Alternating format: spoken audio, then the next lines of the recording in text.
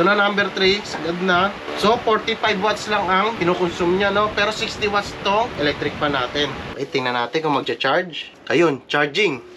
Alright, i-unbox muna natin ang pinadala na power station ni Bluetti EB55. Alright, na-unbox na natin itong Bluetti power station natin. So ano-ano nga ba ang mga laman niya? Siyempre, itong unit, yung power station Bluetti EB55. Meron din siya kasamang warranty card. Siyempre, yung manual niya. Ito yung charger niya kapag isasaksak nyo sa mga outlet nyo sa bahay.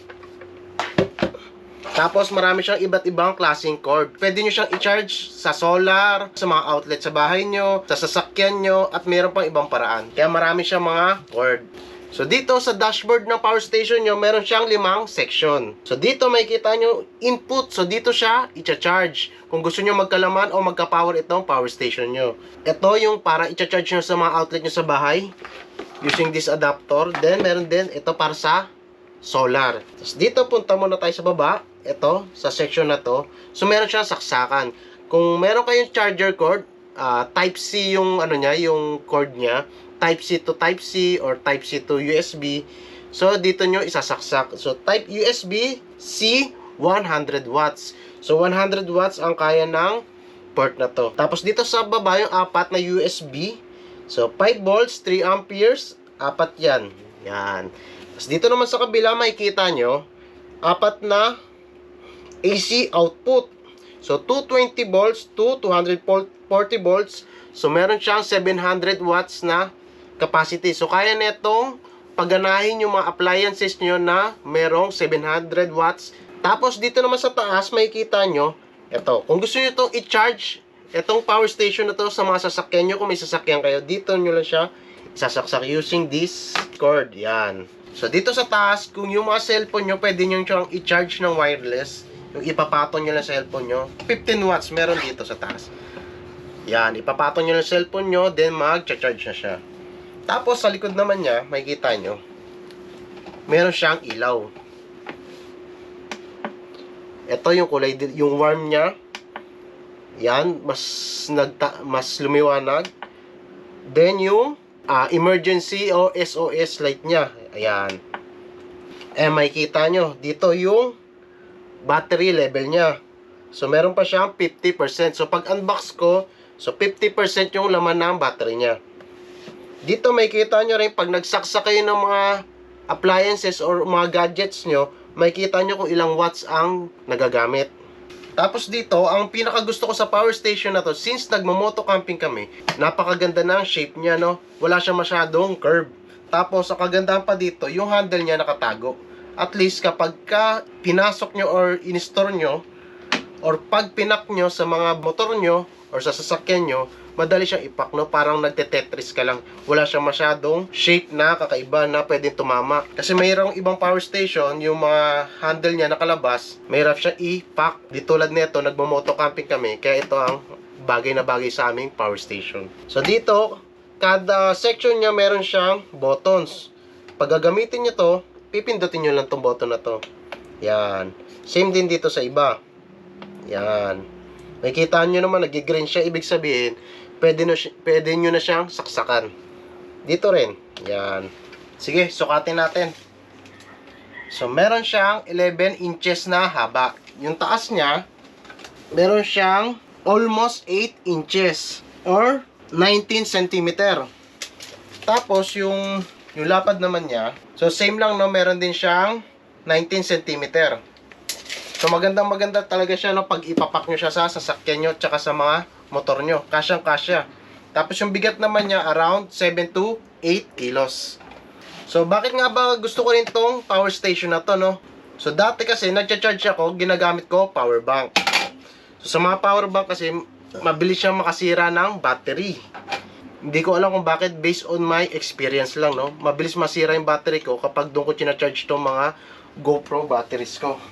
So dito, thankful ako kasi nga pinadalan tayo ni Bluetti itong EB55 power station nila.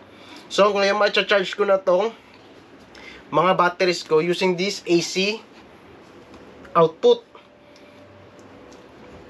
Dati kasi kina-charge ko lang siya gamit nga itong power bank. So, wala tong adapter niya. So, feeling ko ay yung mas mabilis na nakakasira ng battery ko.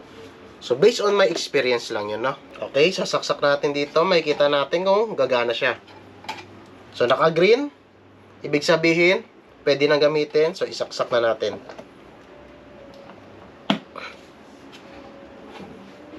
Okay. Yun, gumagana. Charging. So, subukan din natin tong DC output niya. So, itong portable mini fan ko, subukan natin kung gagana. Okay, i-on na natin. Power. Number 1, number 2, number 3. So, yun, gumagana siya, di ba? So, ngayon, hindi na ako mangangamba na gamitin siya anytime pag nagbumoto camping kami. Kasi yung mga power bank, hindi siya ganun katagal. Ngayon, kahit magdamag ko na gamitin to, using this power station, no? Alam nyo naman, pag nagka-camping sa loob ng tent, mainit. So, napaka-useful talaga sa atin itong mga campers. Okay, susubukan natin to electric fan sa bahay namin. So, itong electric fan na to, meron siyang 60 watts. So, titingnan natin kung gagana. Okay.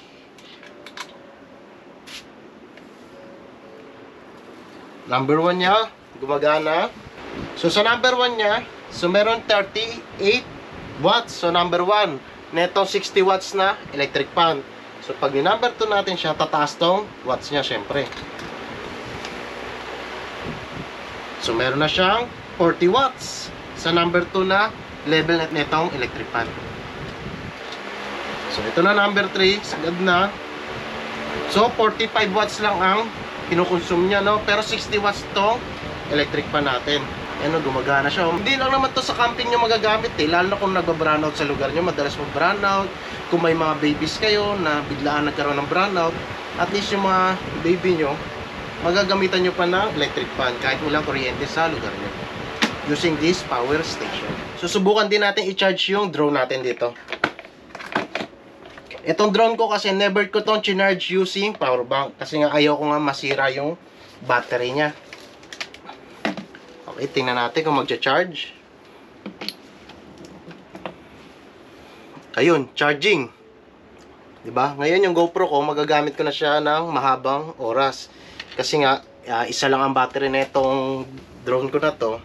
So, with the help of this power station, hindi na limited yung oras sa pagpapalipad ko ng drone. Dito, makikita nyo rin, bakit nga ba may butas siya dito? Di ba mayroong mga saksakan na mayroong ground? So, dito papasok yung saksakan niya.